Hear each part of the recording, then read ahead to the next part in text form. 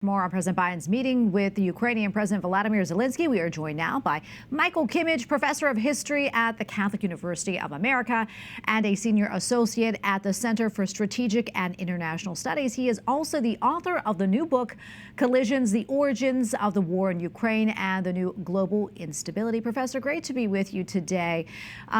President Biden publicly apologized to President Zelensky for the months-long congressional holdup on military aid and announced another $225 million in aid.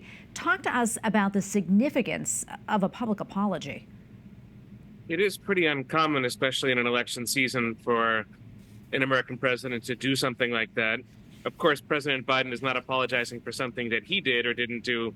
He's apologizing for something that Congress didn't do or that Congress didn't do in a timely fashion. So there's maybe just a little bit of party politics in this apology, but it's a pretty unusual event. Yeah, and last week, President Zelensky, he secured a pledge from Spain of an additional air defense missile, and France agreed to provide warplanes.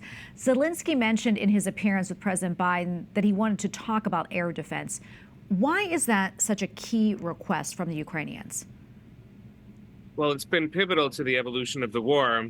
Nobody has dominated the skies of Ukraine, which is to say that neither Ukraine nor Russia have, sort of exclusive control over the Ukrainian airspace. But in the last couple of months, Russia has begun to gain certain advantages in this regard, and that has allowed Russia to project all kinds of destructive power across Ukraine. So it's of the essence that Ukraine maintain what it have in terms of its air defenses and also expand and build upon that. There's really no conceivable security for Ukraine without much better air defenses. So you can understand why Zelensky is asking what he's asking for.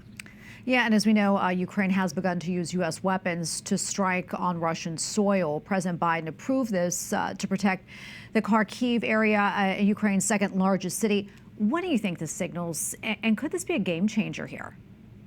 It's not a game changer. I don't think that the U.S. will allow its weaponry to be used in any big way inside of Russia. I think what it indicates is just how badly things have gone for Ukraine in the last couple of months and how dangerous the situation is around Kharkiv. But I wouldn't say it's a game changer. It's more something that will give Ukraine a bit of an advantage in one of the local theaters of the war, but not too much more than that.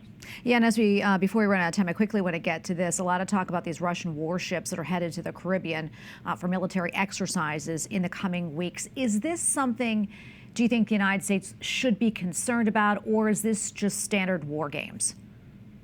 I think it probably falls more into the category of standard war games, but I think you can also find a larger context behind this move, which is indeed worrisome. Which is Putin's willingness to up the ante. From Putin's perspective, the U.S. is upping the ante by allowing Ukraine to strike within Russia. So it's back and forth, and some of the escalation is symbolic, some of the escalation is real, but that's a dynamic of the war, and who knows where it's gonna end. So it's sort of worrisome in that regard. But in and of itself, Russian warships in the Caribbean is not much more than a very symbolic act of provocation. Well, Professor Kimmage, thank you so much for your analysis. Always appreciate it. Thank you so much for having me.